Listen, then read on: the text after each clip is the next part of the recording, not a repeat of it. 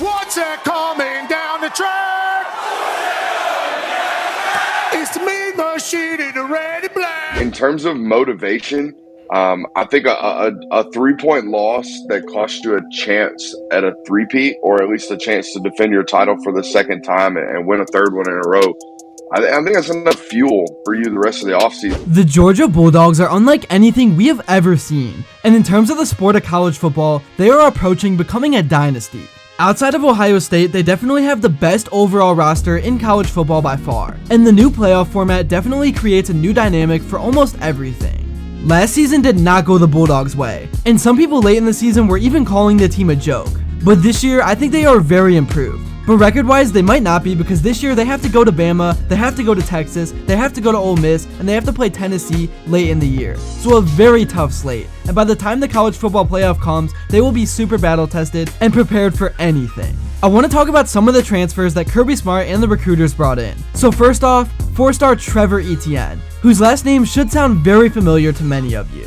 He's coming over from Florida. There's been a whole thing going on about him with a reckless driving case, so it's not the best start and impression to this team, but nonetheless, he is a super talented 5'9", 205-pound back who rushed for 925 yards and 9 touchdowns last season at Florida. So I think he's going to come in and provide a lot to this team. The next 4-star recruit they brought in is Xavier McLeod, a defensive lineman from South Carolina. This is the breakdown on him according to 247 Sports. He has verified size with plus wingspan, can move around on the defensive line, and shows athleticism and versatility to play nose or 3 technique. He is physical, is willing to take on blocks, and has stack and shed ability. He possesses body control and can sink hips and is disruptive in the middle of the line of scrimmage. McLeod was the lone freshman defensive tackle signed in the 2023 recruiting class for South Carolina and was considered a big-time pickup by the Gamecocks, being an in-state 4-star prospect that was heavily coveted by teams like Georgia.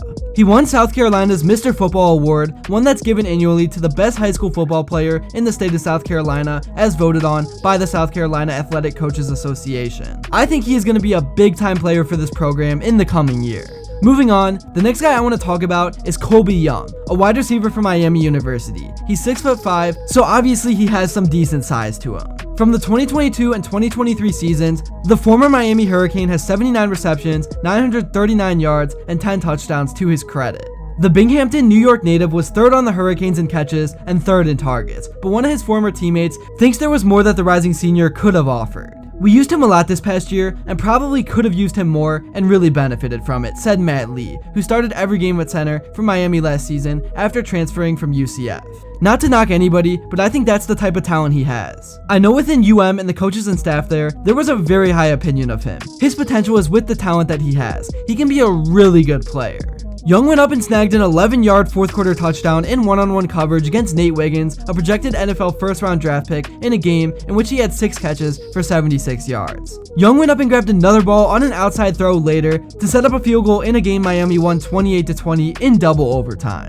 Moving on, the next guy I want to talk about is tight end Benjamin Urosek. He is a former All Pac-12 tight end that brings good speed and consistent hands to the Georgia tight end room.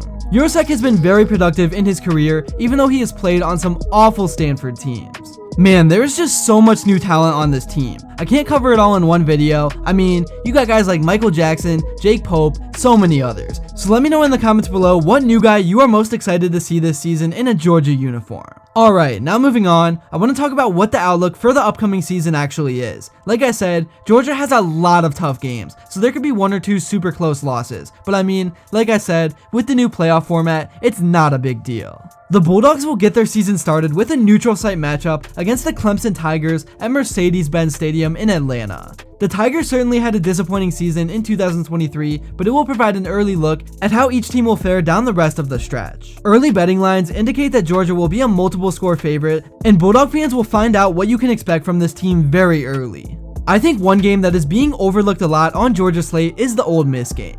Last year, the game was a complete beatdown, and I don't think Ole Miss is going to let anything like that happen again, and they still will have that bad taste in their mouth. Ole Miss went searching in the transfer portal to obtain some much needed depth on both sides of the ball. With the expanded playoff coming into play this next season, the Rebels will likely be tabbed as a contender for one of those playoff spots, and by the time this game rolls around, it could end up having a major impact on the college football playoff seeding implications. Alright, now moving on, even though Georgia ultimately didn't get to where they wanted to go last season, being a top 5 team year in and year out is still very impressive. So now, I want to look at and break down some of the plays and highlights from last season. So starting off right here, this play is all Thomas, and it's a lot more of a broken play than a highlight. He does a great job of getting himself open, Beck makes a great throw, and then Thomas makes a move back for a ton of extra yardage, basically like slipping himself into the open. And then right after, Edwards is able to punch it in the end zone with the pitch play. Next up, here is just another example of how much playmaking Georgia has. This is honestly a pretty bad ball by Beck, but McConkey did a fantastic job in adjusting to go get it and making the play for his QB for the huge gain. Moving on to a different game, right here is another example of the plethora of weapons this team has, and they added a little bit of trickery on this one. Dylan Bell initially just looks like he's following his blocking on the pitch, but instead, Marcus Rosemy-Jackson was wide open in the end zone. They completely fooled Tennessee on this one. Now for the last play I want to show you right here, this is the reason Beck and Georgia are so good. They're just not afraid to make the simple play, and Beck never panics. The Tennessee defense shows some pressure that he maneuvers, and he takes the short throw, leading into the end zone for the easy touchdown. Again, I know Georgia isn't necessarily a flashy team, but they have playmakers that are fundamentally sound and get the job done. I love the guys that Kirby Smart brings in every year. Here's what some of the media has to say about the outlook of this team as we head into 2024. To beat Georgia in the last 3 seasons, just retired. And now Georgia is essentially unstoppable. So what he's saying here is Nick Saban just retired, and he's the only dude who's beaten Georgia these last 3 years. Also worth noting, the 2 losses that he handed Kirby Smart were both in the SEC title game. So regular season, nobody's beaten Georgia. Okay. That's really all I have to say for this video. Thank you all so much if you made it to this point. Let me know in the comments below what you think about this Georgia team as we start to get closer and closer to opening kickoff. And if you enjoyed this video and haven't yet, please be sure to drop a like and subscribe because your support truly does mean the world. And until next time, I will see you all later.